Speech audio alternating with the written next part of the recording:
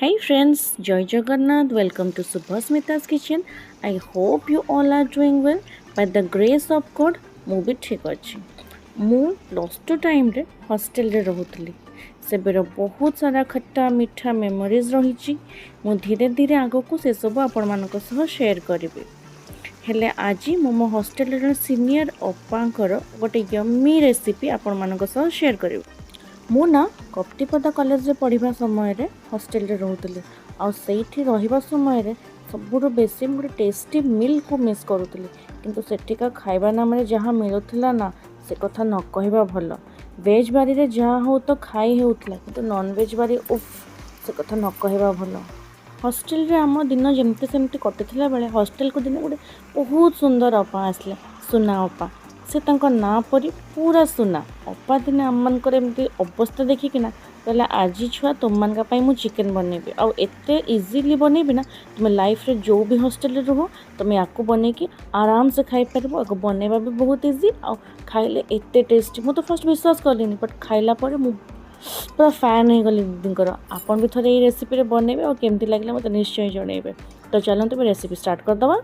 ତ ମୋର ହଷ୍ଟେଲ ବାଲା ଚିକେନ୍ ବନେଇବା ପାଇଁ ପ୍ରଥମେ ଆମେ ଆଳୁ ଯେତିକି ଦରକାର ଆମକୁ ରିକ୍ୱାରମେଣ୍ଟ ଅନୁସାରେ ଫ୍ରାଏ କରି ନେବା। ତ ତେଲରେ ଏବେ ଗୋଟା ମସଲା ସବୁକୁ ଦେଇ 8ଟା ପିଆଜକୁ ଏଠି ମୁଁ କାଟିକି ଫ୍ରାଏ କରିବା ପାଇଁ ନେଇଛି। ପିଆଜ ଟ୍ରାନ୍ସଲୁସେନ୍ସ ହେଇଗଲା ପରେ ଧୋଇକି ରଖିଥିବା ଚିକେନ୍କୁ ସେଠି ଆଡ଼୍ କରିଦେବା। ଫ୍ଲେମ୍ ଏବେ ପୁରା ହାଇ ରହିବ। ଚିକେନ୍କୁ ଫ୍ରାଏ କରିବା ଆଉ ସାଙ୍ଗରେ ଲୁଣ, ହଳଦୀ, ଲଙ୍କାଗୁଣ୍ଡ, କସ୍ତୁରୀ ମେଥି ପତ୍ର ଦେଇ ତାକୁ ଫ୍ରାଏ କରିବା ପାଇଁ ଲଗାଇଦେବା। ଚିକେନ୍ ଦେହର ପାଣି ଶୁଖି ଆସିଲେ ସେଠି 4 ସ୍ପୁନ୍ ହିସାବରେ ଅଦା ରସୁଣ ପେଷ୍ଟ, 2ଟା ଟମାଟୋ, 10ରୁ 12ଟା ଲଙ୍କା ମାନେ କଞ୍ଚା ଲଙ୍କା ଦେଇ ତାକୁ ପୁରା ଡ୍ରାଏ ହେବା ପର୍ଯ୍ୟନ୍ତ କଷିବା। ମୁଁ ଏଠି 2 କେଜି ଚିକେନ୍ ବନେଇଛି। ଆପଣ ଆପଣଙ୍କ ହିସାବରେ ମସଲା ଚିକେନ୍ ଅନୁସାରେ କମ୍ ବେଶୀ କରିପାରିବେ। ଏବେ ପର୍ଯ୍ୟନ୍ତ ମୁଁ ଚିକେନ୍ରେ ଗୋଟେ ଡ୍ରପ୍ ବି ପାଣି ଆଡ଼୍ କରିନି। ଚିକେନ୍ର ଯାହା ବି ଦେହ ପାଣି ଥିଲା, ଟମାଟୋର ପାଣି, ମସଲାର ପାଣି ଯାହା ବି ଥିଲା, ଚିକେନ୍ ଏବେ ପର୍ଯ୍ୟନ୍ତ ସେଇ ପାଣିରେ ହିଁ କଷି ହେଉଛି। ମୋର ଏଠି ଚିକେନ୍ର ପିସେସ୍ ଗୁଡ଼ାକ ଟିକେ ଛୋଟ ଛୋଟ ଥିଲା, ତ ମୁଁ ତାକୁ ବିଲକୁଲ ବି ଢାଙ୍କା ଦେଇନି।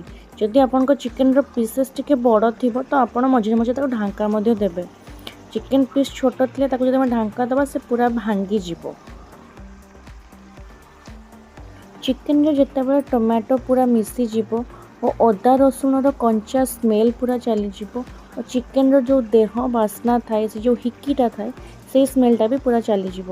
ଦେଖନ୍ତୁ ଏବେ ସାଇଡ଼୍ରୁ ତେଲ ବି ଟିକେ ଟିକେ ଅଲଗା ହେବା ଷ୍ଟାର୍ଟ ହେଇଯାଇଛି। ଏବେ ଚିକେନ୍ର ତେଲ ପୁରା ଅଲଗା ହେଇଯାଇଛି। ଏବେ ଆମେ ଭାଜିକି ରଖିଥିବା ଆଳୁ ଗୁଡ଼ାକୁ ଆଡ଼୍ କରିଦେବା।